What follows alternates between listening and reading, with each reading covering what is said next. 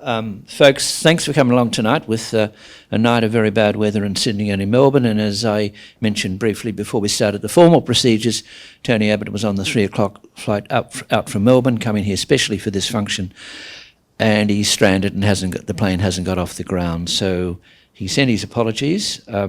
Tony wrote, "Hi Gerard, my 3 p.m. flight from Melbourne to Sydney still hasn't taken off due to alleged storms and weather delays. Can't see myself getting to the event before 6:45 at the earliest," and I think that's right.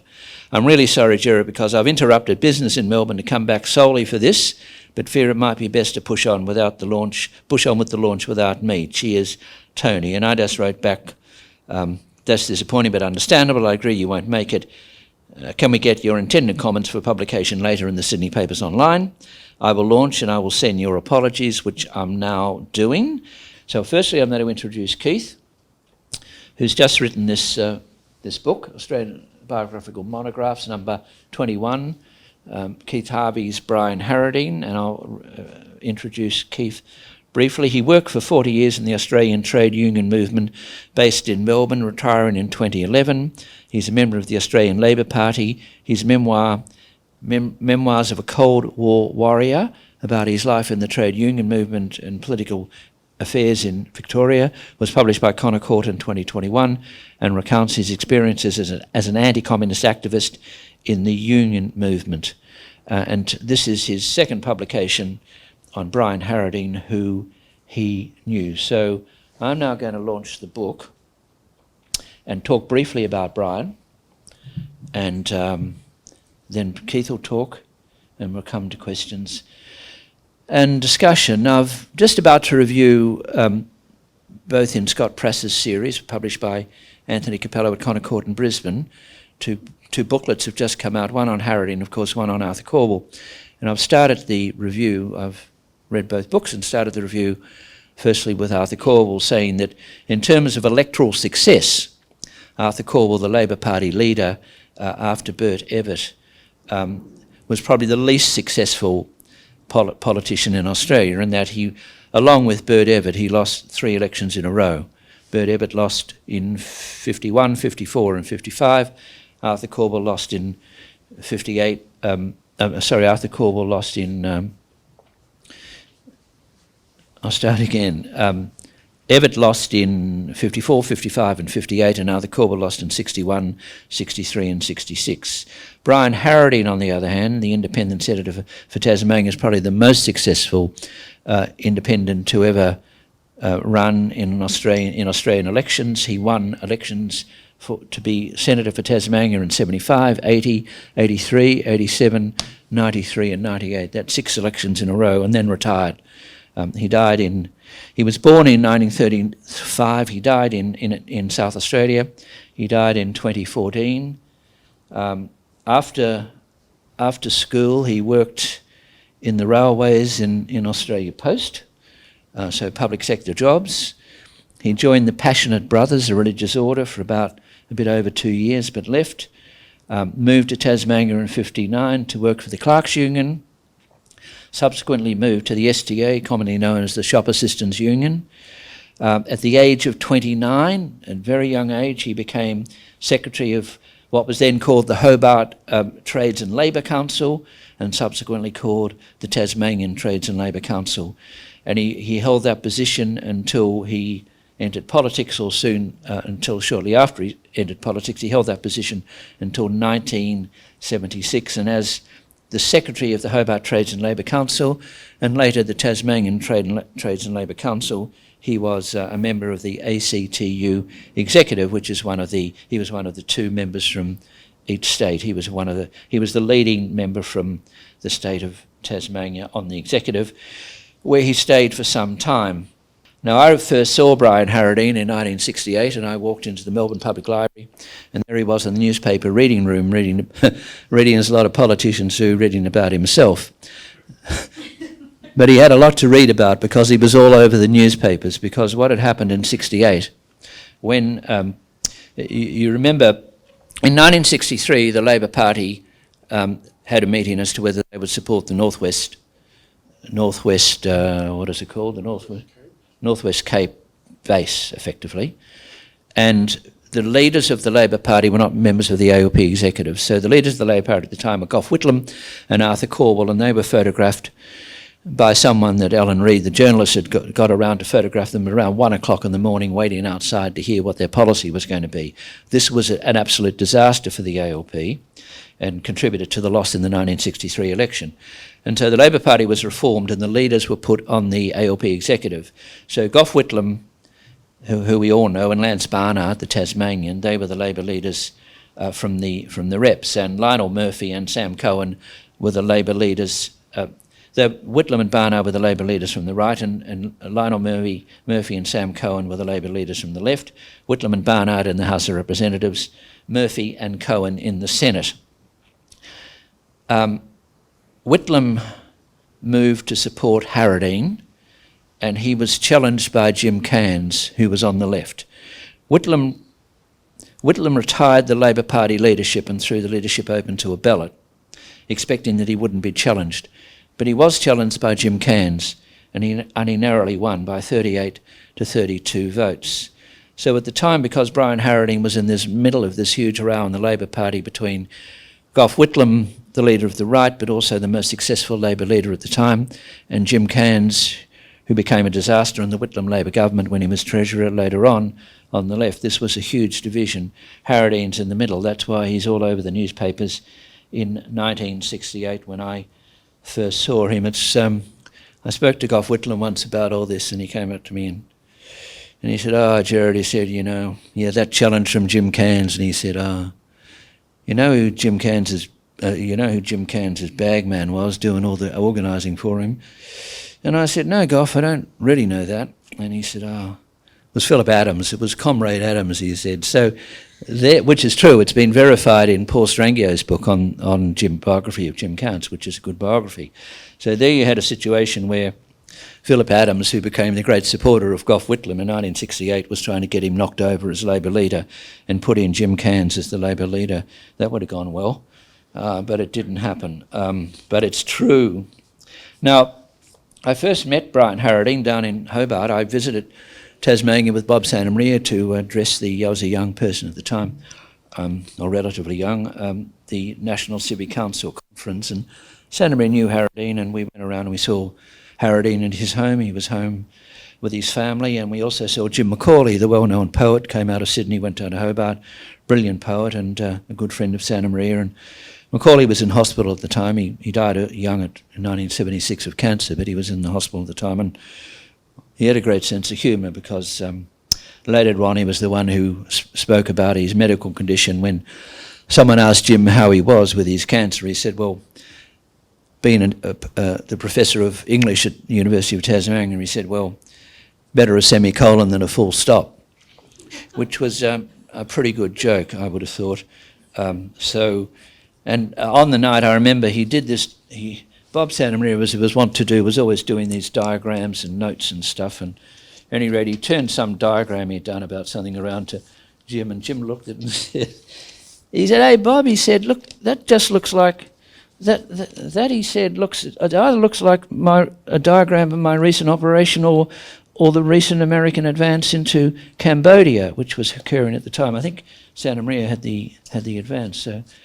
Now, later on, Harradine, who really presents as a kind of Ben Chifley Labor guy, he wasn't a right-winger, he was a social conservative, he was a practising Catholic, a social conservative, a kind of Ben Chifley Labor guy, concerned about lower-income people, concerned about people who had little money, and that was all his life. So he supported Harold Souter against Bob Hawke when Hawke successfully attempted to become president of the ACTU, and he remained a kind of, because in those days Hawke was flirting with the left, not later on when he became Prime Minister. So he remained on the ACTU. He never got into the Labor Party and was finally expelled from the Labor Party in 1975. Whitlam again supported him, but didn't turn up at the actual conference where the decision was made. And Whitlam, as Keith points out in his book, Whitlam said that the evidence against Harradine was essentially perjured. So what happened was, and I make the point because whilst he knew Bob Santamaria, he wasn't sort of run by Bob Santamaria at all, because I moved to Tasmania in 1976, and it was well known that Bob Santamaria did not want Harradine to leave his position in the trade union movement in Tasmania and go into the Senate, but he did. He ran in the Senate in the double dissolution in 1975, and he won comfortably. And the figures that Tasmania's a small state, but he got a lot of primary votes in a small state, and he won the Senate election in 1975. And for the rest of his career, he stepped out of the ACTU in 1976, and the rest of his career was an independent senator for Tasmania.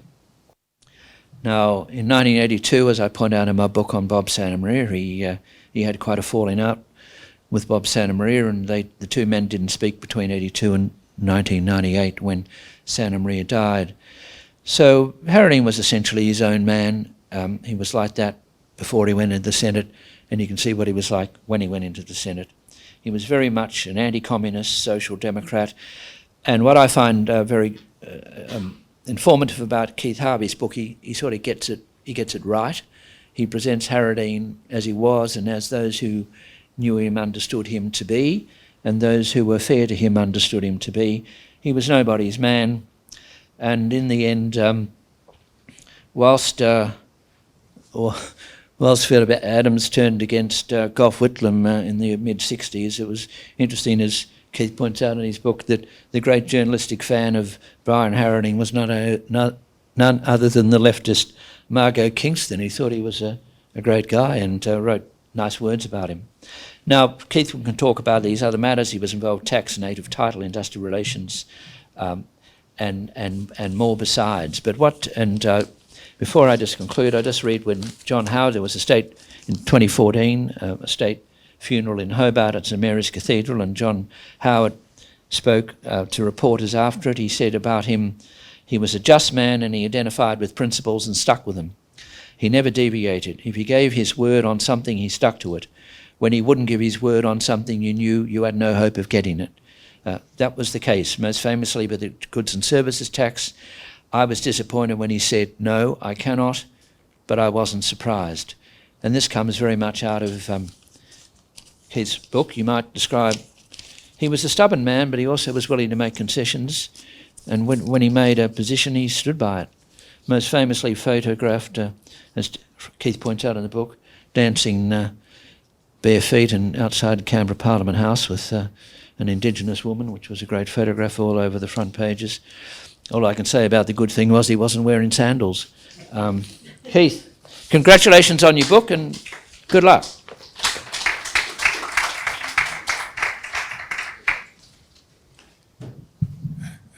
Thanks, Gerard. A bit higher, thank you. Thank you, and thank you everybody for coming tonight. Firstly, I would like to acknowledge the Gadigal people of the Eora Nation, as the traditional custodians of the land on which we're meeting tonight, and pay my respects to their elders past and present. Now, I'm not sure, and I can't remember whether acknowledgements of country were common when Brian Harradine was in public life, but I think he would approve of them. In the book, I've quoted a speech he made on reconciliation in 1988 when the Federal Parliament was meeting for the first time in its new building, which was the opening of which was timed to coincide with the bicentenary of European settlement of the continent.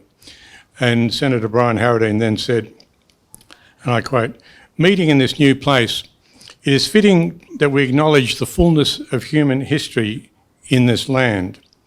This motion will stand as a statement of our commitment to national and individual reconciliation with the descendants of those who have suffered dispossession and dispersal in the wake of European and other settlement in 1788.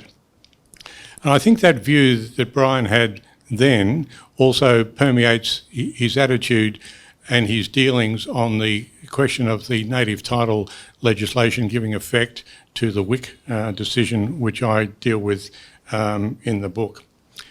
My second job tonight was going to be to thank Tony Abbott for coming along tonight and being here, but I would still like to thank him for his willingness to be here and to launch this book by me. I was surprised when Gerard suggested that he would be the appropriate person to launch it. But when I thought about it, I thought there's a lot of merit in that idea because they had similar views and were in the Parliament at the same time.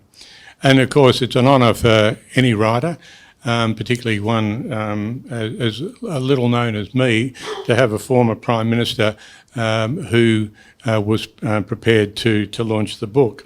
And I think it was also a mark of respect from Tony towards Brian Harradine that he was prepared to do that. I did mention, and this was going to be my really best joke, it's not going to work at all now. I explained to, I understand that Gerard explained to Tony that I was a member of the Labor Party, and of course this book was about somebody who was an independent. But Tony Abbott didn't apparently blink an eyelid and said, no, that'll be fine, I'll come and do it. Now, as Gerard has already mentioned, Brian Harradine was expelled from the Labor Party in 1975 in some very unusual circumstances, which I do describe in the book. But it is also true that members of the Labor Party did tend to be subject to expulsion from the party if they stood on what was called unity tickets, mainly in union elections, but unity tickets between ALP members and either members of the Communist Party in the main or in some cases as members of the DLP. You tended to get expelled for being on those unity tickets. And my big joke was going to be that I was hoping to avoid expulsion from the Labor Party by being on a unity ticket with Tony Abbott here tonight. But if we manage to sign the book, together, maybe I'm still in trouble. But anyway, thanks for Tony Abbott for being willing to launch the book and to. And at least his commitment to being here tonight, and we'll have to blame the Sydney weather rather than the Melbourne weather for his delay. But I would also like to thank Gerard for suggesting to me some time ago that I write this book. I didn't really think I had a biography, even a modest one, in me, but so I was a little reluctant to commit myself to the project. But once I got into it, I thought that the job was worth doing. As Gerard has said, I did know Brian a little bit, and I'll mention some of that in a minute. But as I got into it, I thought, yes, this is a life really worth recording. It hasn't, or at least I couldn't find it, having been recorded in total anywhere else. There's bits and pieces been written about him in various places, but nobody has sought to bring his life together from the earliest days. When he wrote to a Catholic magazine or newspaper in South Australia when he was 6 years old. And the editor of the children's page from that magazine said, in the words they used those days, "Our new king has obviously got a wonderful future. You should see how well he's written his letter at the age of 6. So Brian was sort of active and interested in the world outside him from a very early age. So I'm glad that I did pursue this and bring this life together in one place. There's obviously a lot more that could be said. I learned a bit about Brian from just listening to Gerard then. And I think his life probably warrants a longer biography, but they tend to be these days 500 or 600 pages, so they're a bit hard to get through at times. But this series attempts to do it in a sort of capsule form, make it easy to read, and give an overview in a very accessible way. So I was pleased to be able to do this. And I'd also like to thank Anne and Gerard for hosting tonight. This is one more thank you. I would like to thank Connor Court for publishing this series, and particularly the editor of the series, Up to Date, Scott Presser, who's with us tonight, for the publisher's commitment to publishing this series of books, and to Scott's unstinting efforts to edit all of these, purely free, gratis and for nothing, as I understand. Scott doesn't get paid for it, and there's a lot of work in this. And the series, Anne's written one of them, number 13, I think it was, on Margaret Guilfoyle. This is number 21, so I'm very pleased to declare that this series of books has come of age tonight with number 21 in the series. Now, just returning to Brian Harradine, as we should. Brian Harradine, as Gerard has said, was an absolutely genuine independent. Nobody controlled his vote except himself. He was, as Gerard said, born in South Australia, in the regional town of Quorn, but he emerged onto the public scene when John Maynes from the Clerks Union, who had a dual role as an officer of the National Civic Council as well, asked him to go to Tasmania to work for the Federated Clerks Union in Tasmania in 1959, which Brian did. And he took up that job with gusto, but it wasn't the only union job he got. According to one source I read, he was at one stage in a small state of Tasmania an official of no less than 17 different unions, because Tasmania was that sort of place. But Brian was not just interested in Tasmania or his life in Canberra, he was interested in the fate of peoples throughout the world. And like Gerard, I did know Brian a little bit, and I was going to tell you the story if you don't mind a little in indulging myself a little, because I did have a few interactions with Brian, but the first one that I remember was in 1982 when Brian was appointed as the chair of a Senate Committee of Inquiry into certain industrial relations legislation that the then Fraser government was seeking to put through the Parliament. Now, some of the provisions of that legislation concerned in particular the Federated Clerks Union, which was Brian's first union in Tasmania, and the union for which I was working at the time as a humble employee, reporting to John Maynes, the national president of the union. And we were concerned about some of the provisions of that legislation because it promoted industry-wide unionism, whereas the Clerks Union was a craft or an occupational union. So we wanted to, I presume, John Maynes was attempting to leverage his personal relationship with Brian Harradine.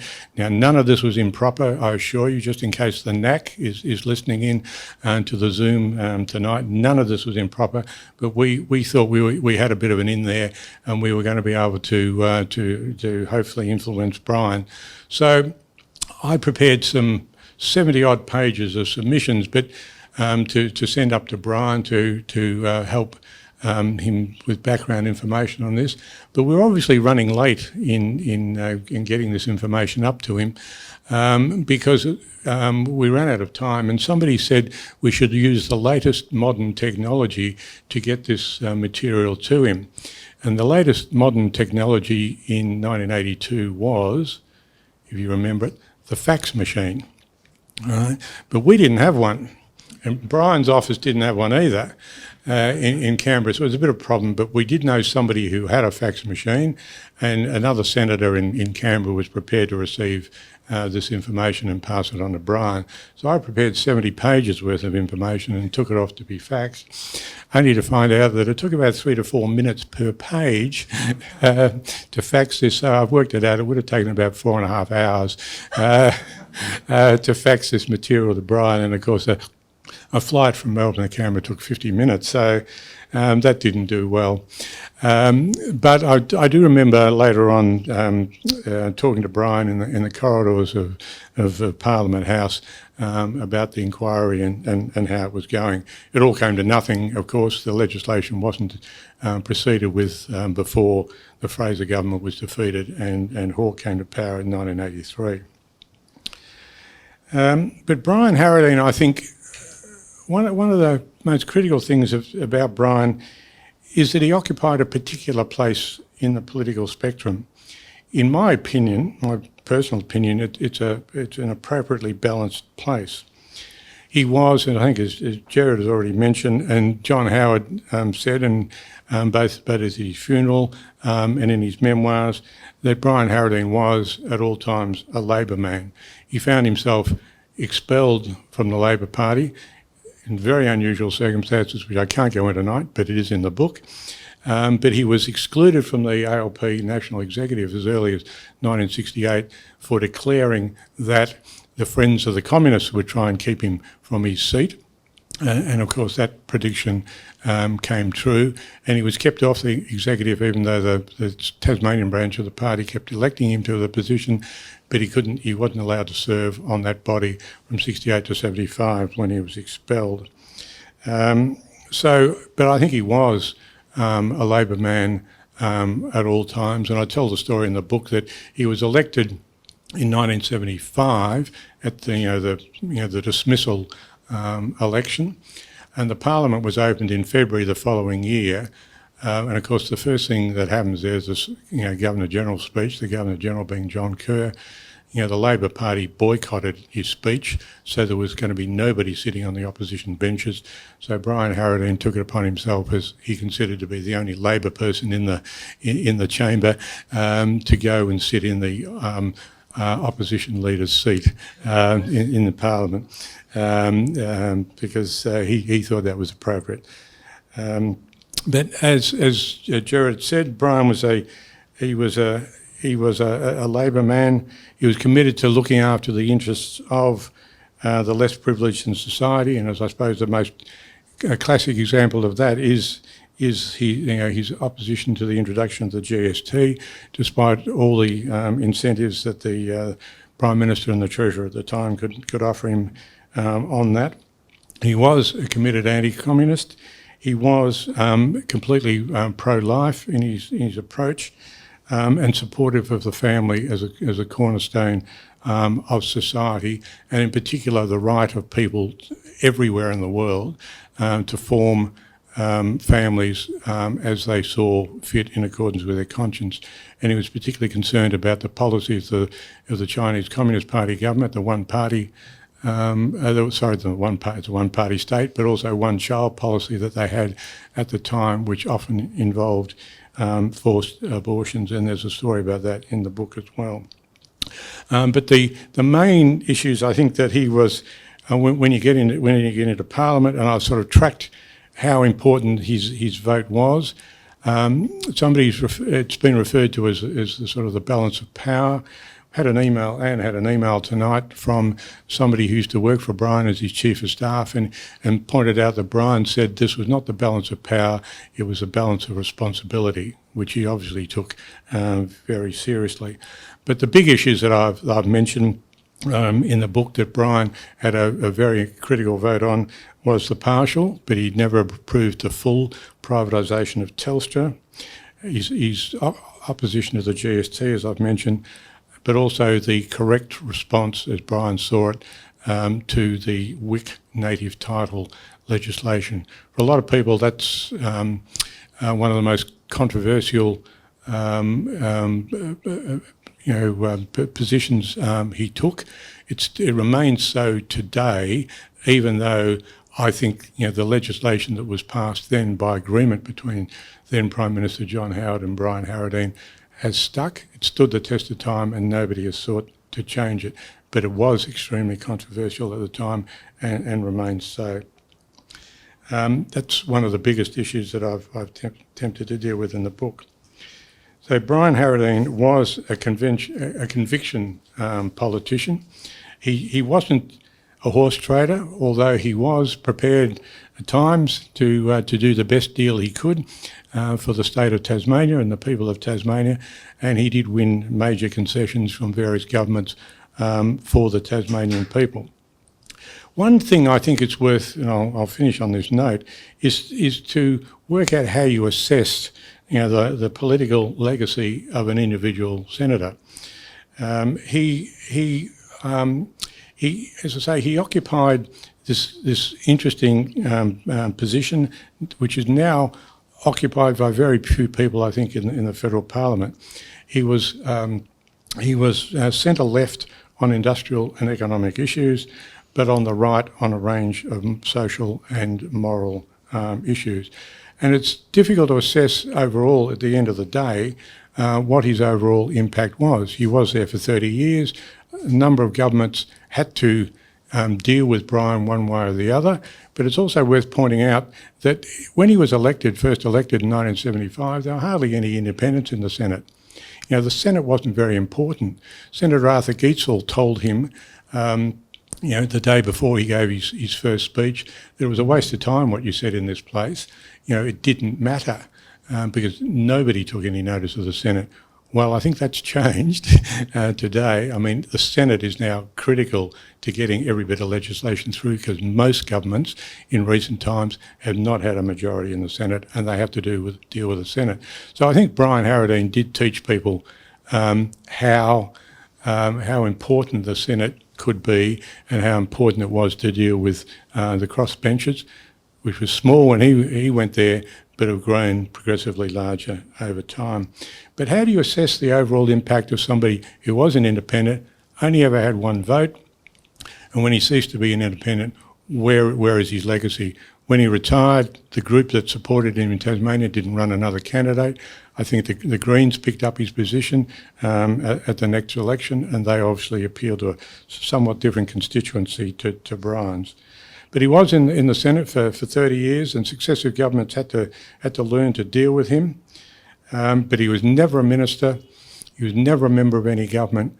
He had a sole and single vote to play with and to leverage any influence that he might have. Mind you, he used the Senate committees extremely well, and he spent a lot of time closely questioning departmental officials and ministers about any policy issue that he was interested in. I think he probably drove them mad at times, but he was persistent, he was consistent, and he was passionate about the issues that he wanted to pursue. But I think the only way we can really ultimately, assess his legacy is just by asking the simple question, did he operate in accordance with the values which he said he went to the Parliament with, he expressed in his first speech and reflected on in his valedictory speech? And I think the answer to that is clearly yes. He was true to his values. He played a completely independent role. He fought the good fight as he saw it all the way to the end. So I think Brian Harradine's life is worth recording. I'm happy to have been able to do it, and I thank Connor Court and Scott in particular for giving me the opportunity to publish this short book. Thank you. Thanks. And so now we come to questions and discussion. Before we do, I declare Keith Harvey's Brian Harradine well and truly launched. And if you just come back here, we'll talk together. And as I said, anyone who buys a copy tonight, Tony Abbott's happy to sign it when and if he gets back from Melbourne.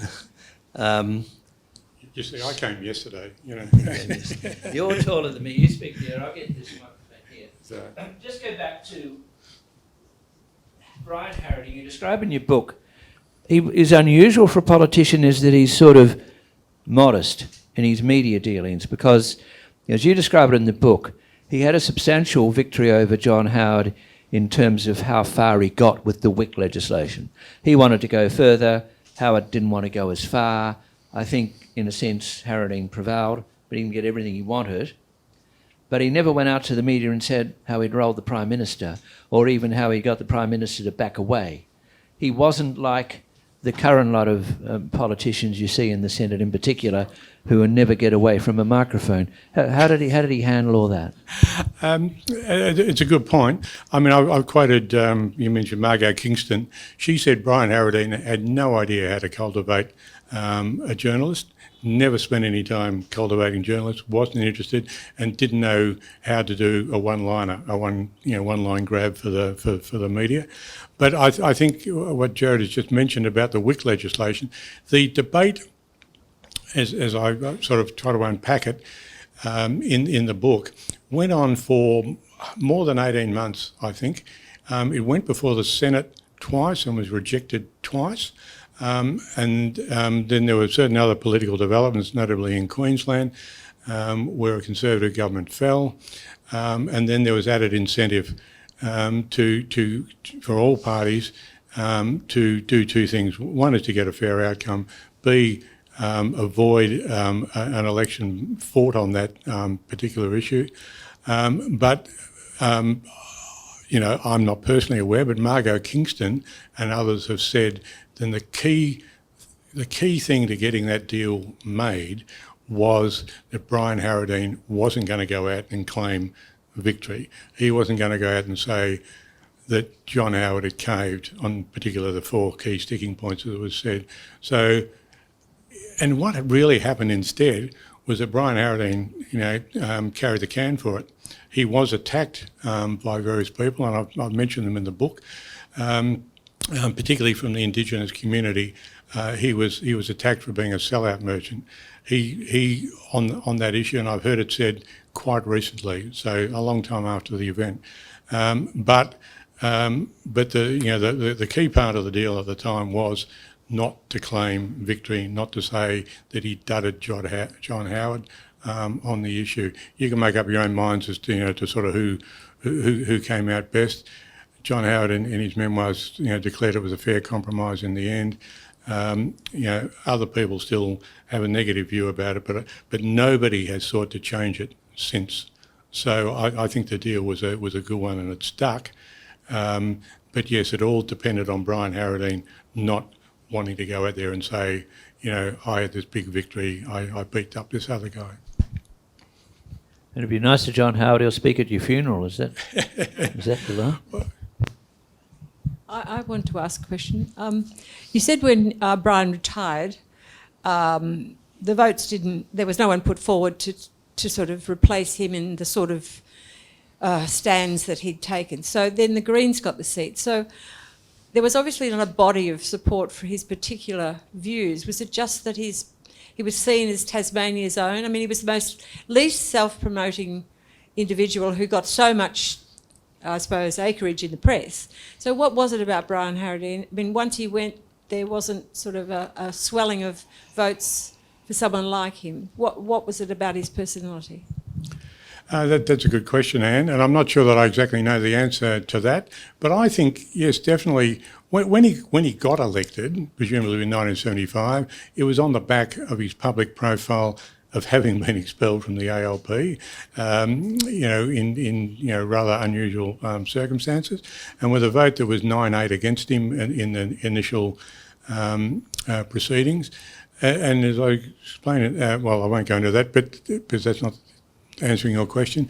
But I think having got in and proved that he was, you know, somebody who was prepared to fight on behalf of Tasmania, the Tasmanians, you know, fell in love with him. They may not have agreed with every one of his positions, but they realised that there was a voice. They had a voice in Canberra, and he was prepared to fight for them. He did view the Senate as a state's house, and that he had a role as a representative of a state to advance the interests of his state. So he wasn't bound by party political decisions. And he just got around the place in, as far as I can tell, in very low-key ways. He didn't have big election rallies, didn't make big speeches around the place. He had small, sort of almost house-level meetings, but that was enough. In Tasmania in 1975, I remember these figures, the quota to get elected as a senator in Tasmania was only 22,000 votes. Brian got 28,000, what I call first preference votes. But you could build a constituency, you know, with a relatively small number of votes. I mean, the same proportion as everybody else needed, but if you were seen to be doing the job as an independent, then he just got re-elected and re-elected and re-elected. It's amazing. Put up Jim Hill. Thank you. I'm Geoffrey Little. I'm a bit right of Genghis Khan, let me tell you, and my great-great-grandfather was a policeman in Hobart, so great connection. But when I was growing up, Harradine was very impacted on the political scene as a kid. But what was the connection, what was his connection with, and how did the DLP and he get on together in that overall scenario? And could he be described as a bit of a cantankerous spoiler? I don't know specifically the answer to that question. He appears to have been in the DLP in South Australia for about 18 months or so. That's what he told the ALP National Executive in 1968. But he left the DLP in the early 60s. When he was in Tasmania, he joined the Labor Party. So I don't know what relationship he had with the DLP, if any. But I've also said in the book that obviously Brian was sympathetic to values that would have been similar to some of the DLP values, but as far as I know, apart from his time in South Australia, he had no specific connection with the DLP as such. If I can just add a bit on that, agreeing with you. The DLP didn't really exist in Tasmania. It was strong in Victoria for a time, very strong. It was strong in Queensland for some time, and it had representation in New South Wales, but in Tasmania it virtually didn't exist. And by the time Brian gets to Canberra in 1976, as you point out, in February 76, all the DLP senators are gone. So there was no DLP representation in Canberra. The DLP was wound up effectively in 1978, I think it was. Some people started later on and said they were the DLP, but the DLP was formally wound up. So there wasn't any DLP around in those days, and Brian was, in Tasmania, what mattered was the right-wing Labor Party, and there wasn't much point going to Tasmania and joining the DLP because they would have got, in an election, they probably might have got 2 or 3% of the vote, Apologies for coming late, and I haven't read the book, but I have ordered it.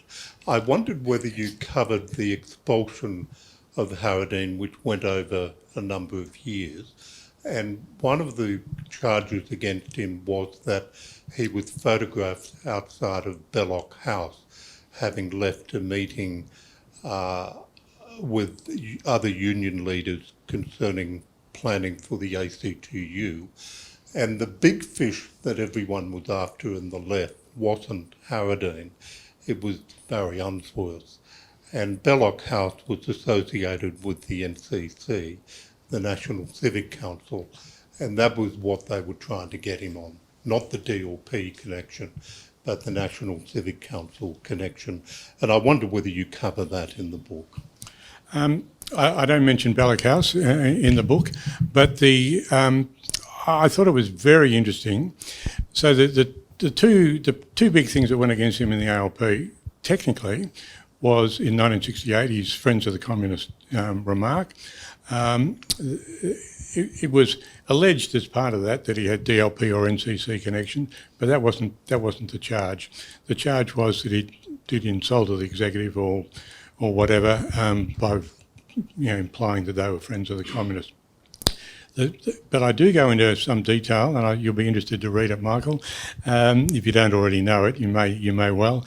Again, what he was expelled for or charged with was a charge by Ray Geetselt of interference with the Federated Miscellaneous Workers Union elections in New South Wales. That, as I understand it, is the charge, was the charge. But and this is the best fun bit to write, was to record what happened to those charges. Now that they didn't mention Belloc House, they mentioned Porterhouse in Sydney, which was the headquarters of the NCC. Apparently Brian, when asked about a porterhouse, he said it was a really good steak. If I could just sort of clarify something about Belloc House, it's not quite as you see. Belloc House, I think, is number 12 Saxwell Street, Kew. In those days, it was run, a couple of Jesuits priests ran it, and it was used by a number of people for a conference room because it was an old 1890 Victorian mansion which was very run down. It's now taken over by some trendy school where they all wear sandals and don't do any work, I think, yeah. So it's gone a long way from the Jesuits in the 1950s to where Press Hill is it? Yeah. And...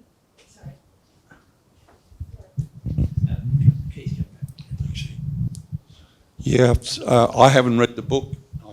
Can I stand up? Yeah. No, stay down. Okay. Just put the microphone right to your mouth. Right. I haven't read the book yet, but I will.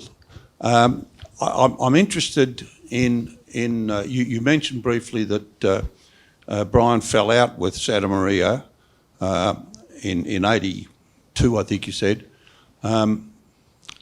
I worked with Brian very closely for a long time. I was secretary of the Clerks Union in Tasmania, and I thought I recognised the face. yeah, well, you know, you get a face like this, but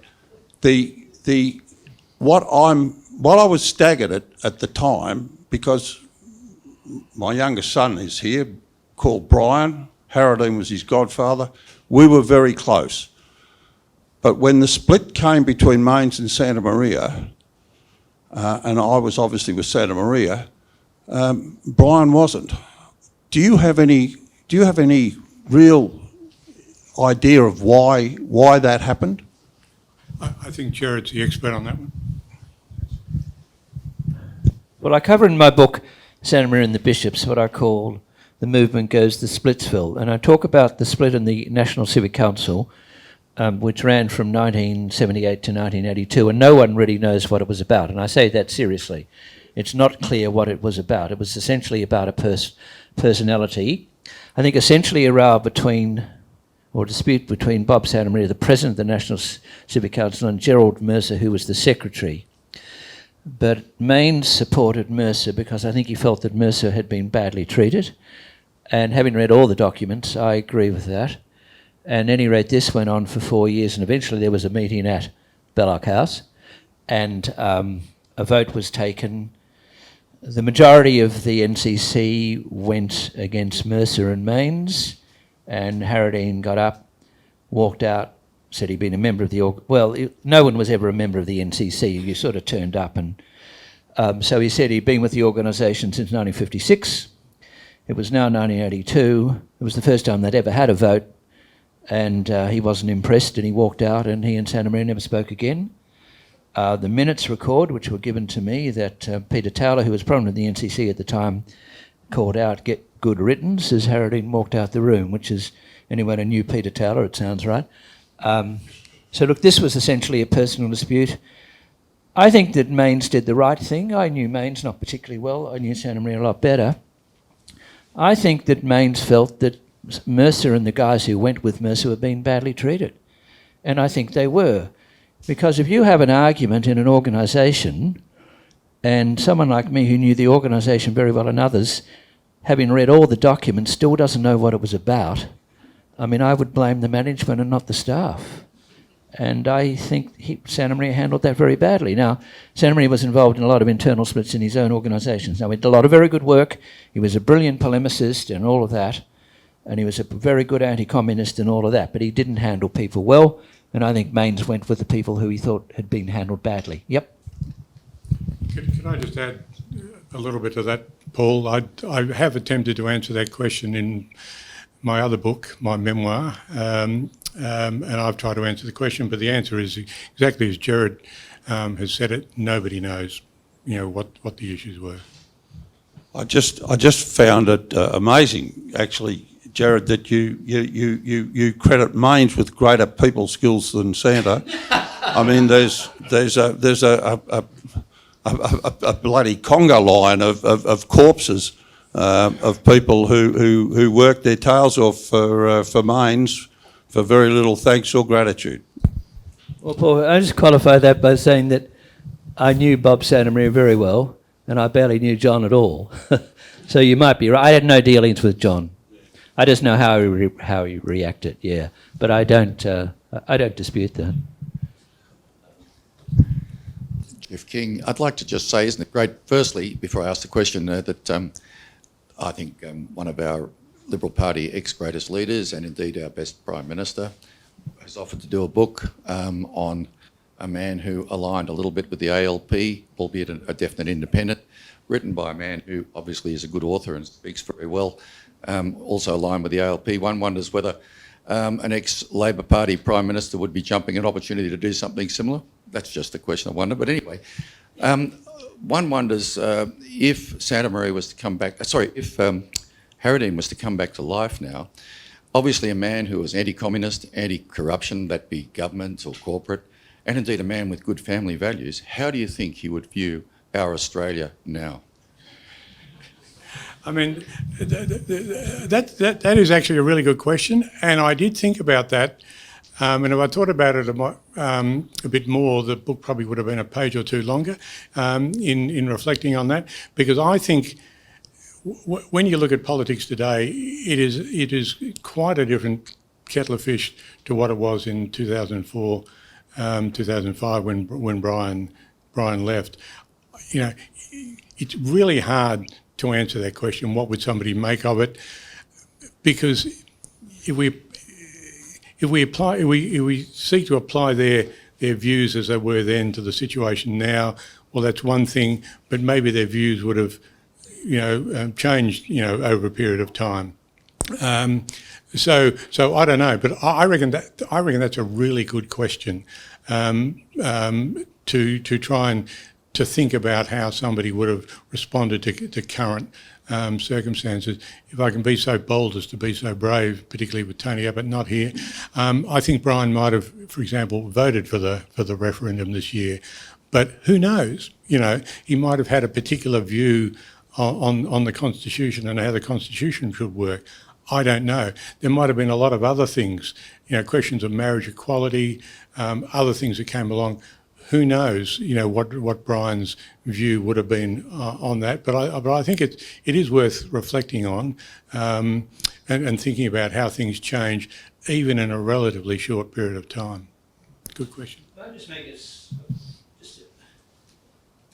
I think it's appropriate because Brian was often sneered at by some of left-wing journalists who used to want to report that Brian was the father of 13 children. And I think it's important to point out that he married Barbara, and they had 6 children, and she sadly died, I think, in 1980. And then he married Marion, who was a widow with 7 children. So he was, and as Keith points out at the end of your book, where you explain all this, that all his 13 children, they all turned up at the valedictory speech in the Senate. So he obviously got on very well with all his kids from both families. He was very socially conservative, but he was reasonable. He wasn't a fanatic. Yeah, just had a quick question. Just in terms of Brian Harradine being in Parliament for 30 years, the last 15 years of that time, you saw the Greens rise first in Tasmania and then come on the federal scene probably towards the end of his time in Parliament. What was his dealings with the Greens as a movement and as a political party and in some of their positions? I think the only interest he shared in common with Bob Brown was his love of bushwalking in the Tasmanian wilderness. But I think when Brian left, I think the comment he made was that he represented a different constituency to the Greens, but it is interesting, and again you tend to forget these things to map the course of change, because as I say, when Brian went into the Senate, there were only 1 or 2 independents. As Gerard has said, the DLP had come and gone in the Senate. The Democrats were the next group to emerge. And one of the really interesting things when you look back at it is that Brian voted against the GST. If he'd voted for it, the GST could have been adopted in the form that the coalition government wanted, but he refused to vote for it, so the government went off and did a deal with the Democrats to introduce the GST, and then they lost all their seats over the next couple of elections because people appeared to resent that. And then the Greens, started to emerge as a sort of, the sort of the, I don't know what you call it, but certainly the third party, the sort of the dissident group, if you don't want to vote for them or for them, vote for them. But Brian disagreed with the Greens, I'd say, on most things. However, there is another bit of a unity ticket, which I've mentioned in the book, between Bob Brown and Brian Harradine on the visit to Australia of Chinese Premier, and I keep forgetting his name. No, not Xi. It was President who addressed the Parliament the day after George Bush. Brian Harradine boycotted that for reasons I mentioned in the book. The Greens also were opposed to that visit. They invited representatives of the Tibetan community to come along, but Bob Brown and one of his compatriots actually got expelled, suspended from the Parliament because of comments they'd made the day before during Bush's speech. So they were named by the Speaker, and the Leader of the House was obliged to get up and move their suspension in Parliament. The Leader of the House is unfortunately not here tonight to defend himself, but it was Tony Abbott at the time. So Brian on a number of human rights issues, Brian Harradine and the Greens were in alignment, but on a whole range of social issues, they were completely different corners of the political spectrum. Final quick question. Why would Gough Whitlam have staked so much, such as his leadership, on someone who was then a relatively unknown figure? And how did Brian Harradine get on with Mal Colston, his fellow father of the Senate at the time? Two really good questions. Sorry, just say the first one again. Gough staking his Gough staking his leadership. Sorry. Yes. Really interesting. Gough said and Gough knew that it wasn't really about Brian Harradine. It was about Gough Whitlam's attempts to reform the Victorian branch of the Labor Party, which was under the control of the industrial hard left, and the Labor Party was doing pathetically in Victoria at the time. So it was not about Brian Harradine, it was about Gough Whitlam's attempts to reform the party. And Mal Colston, Mal Colston, I discovered. Now, he was considered a classic Labor rat for defecting. Brian Harradine apparently warned Kim Beazley, who was then Leader of the Opposition, that he was likely to defect. The Labor, but nothing happened, and Colston defected anyway. I was told, but I really can't quote at the moment the reason why he defected. But Brian and he presumably got on quite well because they voted together on a number of issues, including, for example, the full privatisation of Telstra. So I think they had a good working relationship, but Mal Colston was definitely hated by the rest of the Labor Party. Full privatisation of Telstra they opposed. Yes, they both opposed. Well done, Keith. It's a great book. And as I said, anyone buys tonight, Tony Abbott will sign it when he gets back from Melbourne. Unfortunately, as I said at the start, he's very upset, but he got caught with very bad weather, both in Melbourne and in Sydney. So tonight, you've done a great job, and this is a terrific effort. I know you've done an earlier biography, which is a longer work, but this is a great effort about a person who's played a very important role in Australian politics and is probably not as well remembered as he should be, but you've made up for that tonight. Well done. Thank you, Joe. Okay.